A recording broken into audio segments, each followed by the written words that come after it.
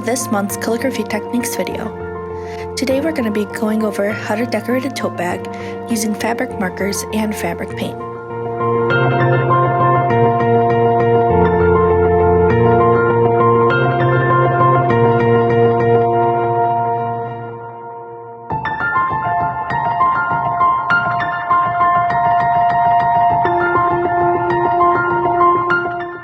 Let's find out what you'll need to get started. You'll need a pencil and eraser, some fabric markers,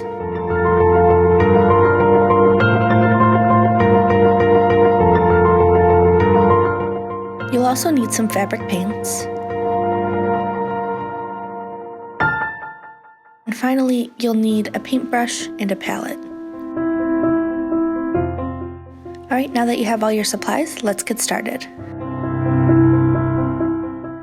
So I'm starting off by making a rough outline of where I want my calligraphy and illustrations to go. I know I want them to go in this circle shape, so I'm going to first draw out the circle and then draw a line in the middle of the circle so that I know everything is centered.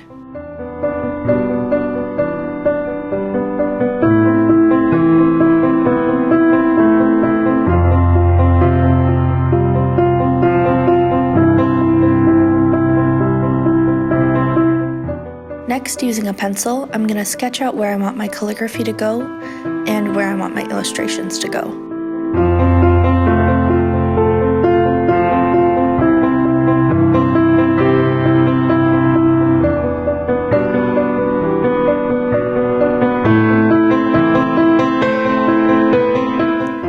So now I'm getting started working on the peanut butter and jelly pieces of bread.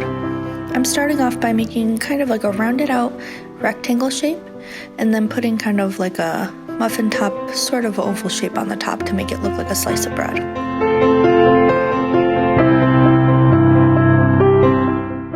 Next, I'm just doing a squiggly outline of where I want the peanut butter and the jelly to go. I don't want this to look too perfect or like circular, so I'm trying to make it look very organic and squiggly.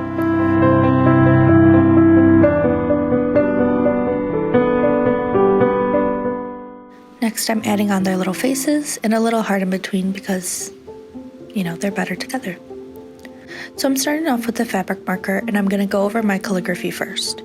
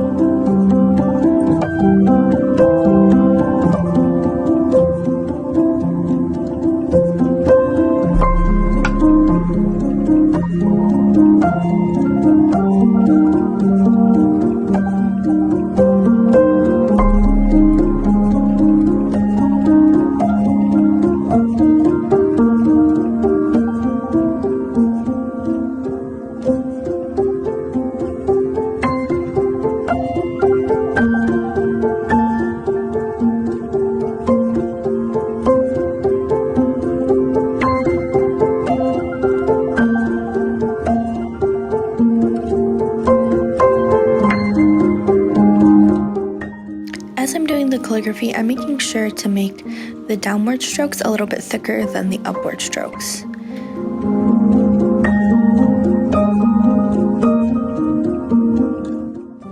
In order to make the downward strokes look a little bit thicker, I'm just going to add a line slightly next to the original just to make it a little bit thicker.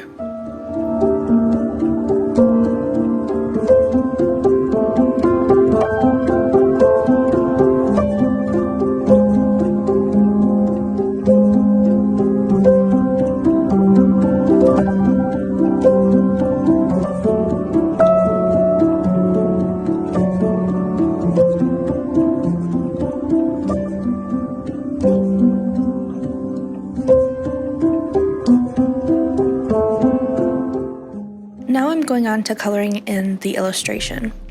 First I'm going in with this orange color to make the crust of the bread.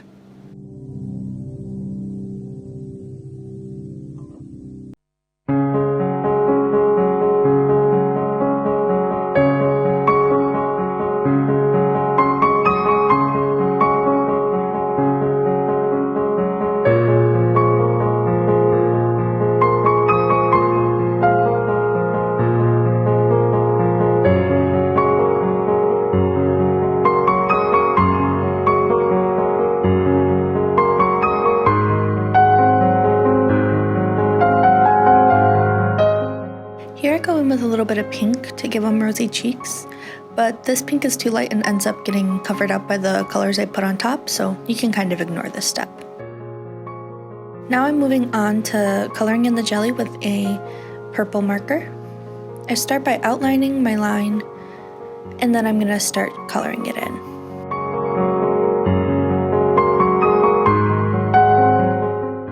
As you can see, because the tote bag is very textured, you kind of get a very uneven saturation of color. So because of this, I'm going to go over it multiple times and in multiple directions. So you'll see first I'm going in an up and down motion, and then I'm going to switch by doing a diagonal motion one way and then a diagonal motion the opposite way to try to get the most saturation and impact out of the markers.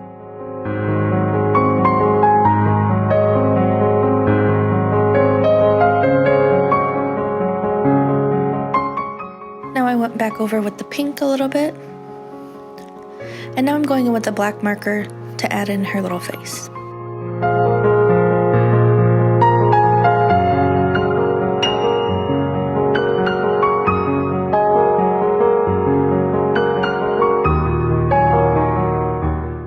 I didn't want the peanut butter to be the same exact shade as the crust, so I'm starting off with a light brown marker all around the edge and lightly in the center.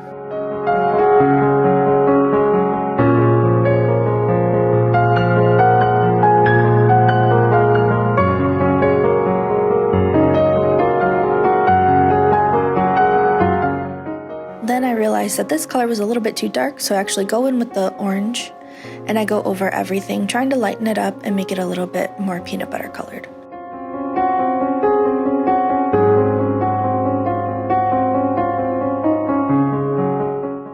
And again, you'll see I'm going over it multiple times to try to get the most saturation and color impact out of the markers.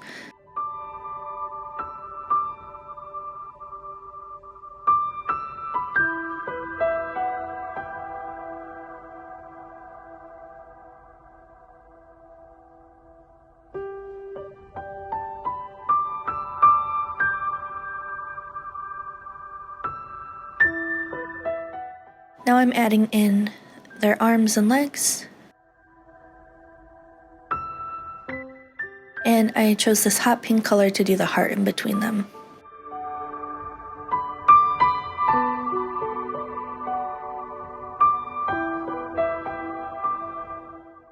Now I'm using a blue marker to outline the circle shape that I made at the beginning.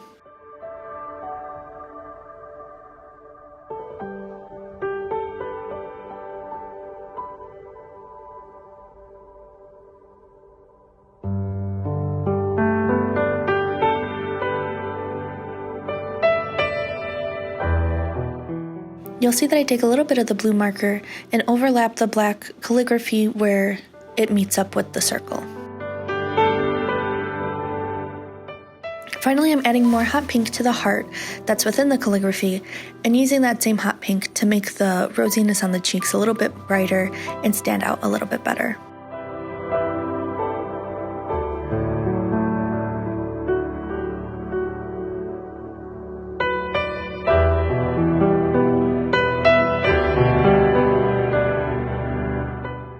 Finally, I'm going over the calligraphy again with the black marker just to try to darken everything up and make everything look more polished and put together.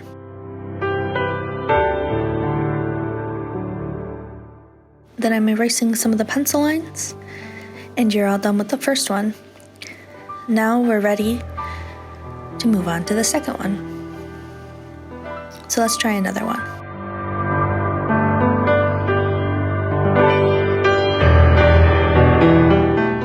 So first I'm starting out with a pencil and writing out the calligraphy in the placement that I want it.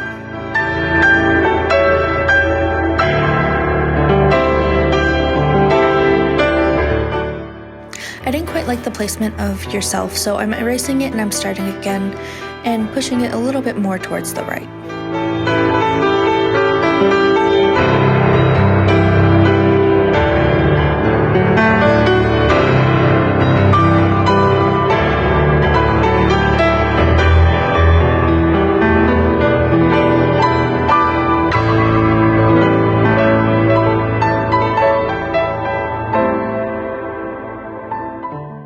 Now I'm making some final adjustments on my sketches just to make sure that I know exactly where I want to go when I start using the paint.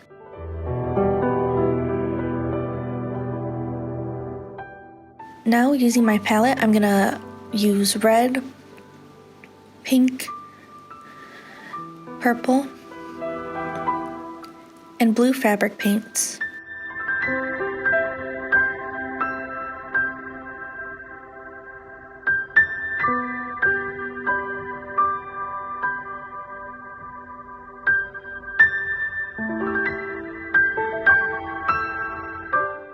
So I'm starting off the gradient by using the red, and I'm going to go by color rather than by word. So what I mean by that is I'm doing all the red parts first, and then all the pink parts, then all the purple parts, and then all the blue parts, rather than doing each word individually and having to go back and switch through all the colors.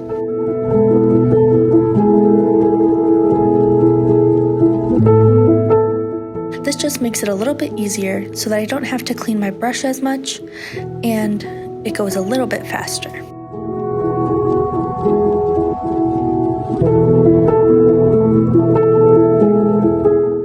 As you can see, because the canvas is so textured, you will have to go over it quite a few times to get full opacity and saturation.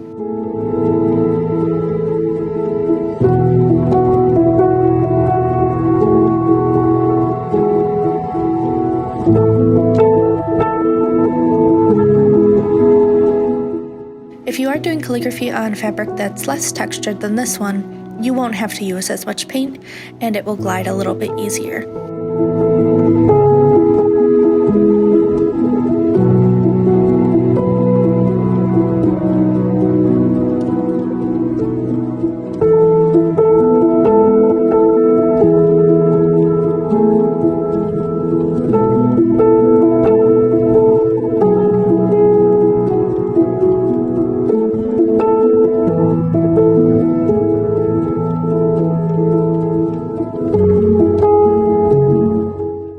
Wiping off my brush because I'm going to move on to the pink color. I'm starting the pink color by first overlapping it with the red color to try to mix it together and make it look more like a gradient.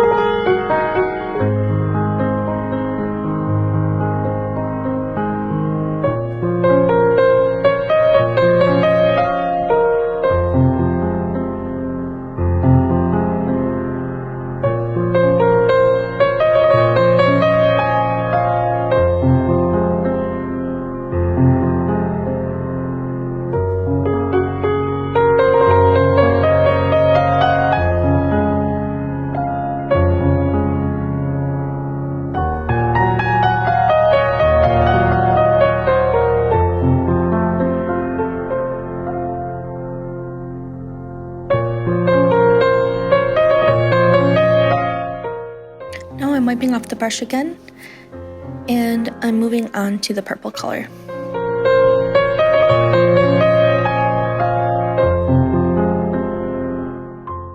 I placed a towel down just so that in case there was any little spills or little splashes, they wouldn't get on the tote bag.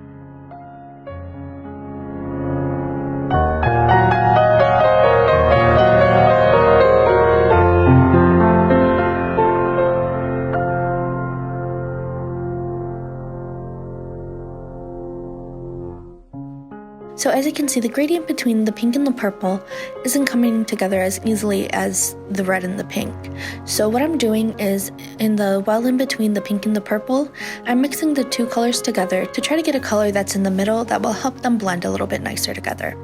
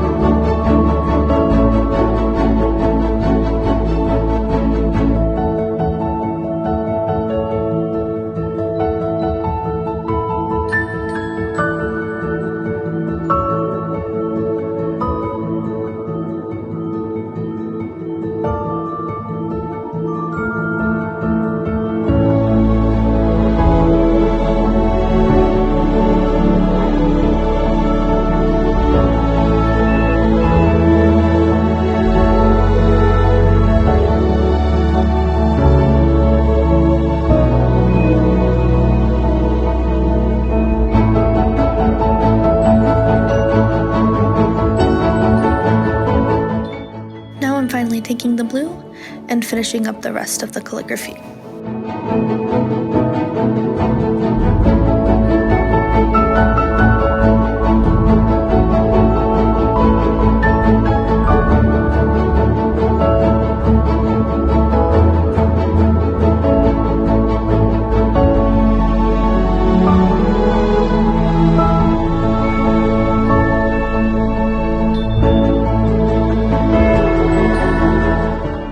Remember when you're blending colors that you want to blend along the point where the two colors meet.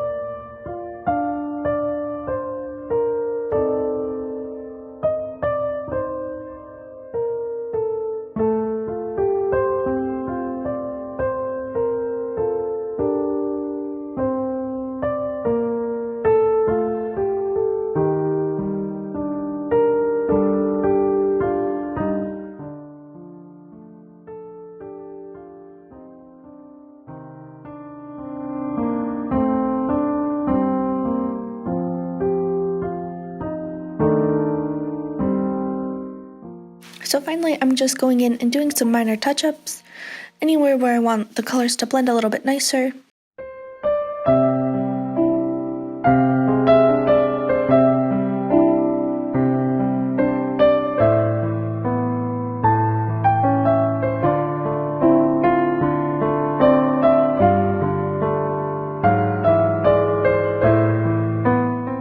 So once you've touched it up to your liking, allow it to dry, and then you can erase all the pencil lines.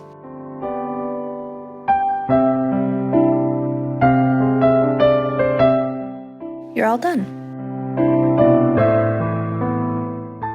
I hope you enjoyed this month's calligraphy techniques video. Be sure to join us back next month for some more fun and inspiration.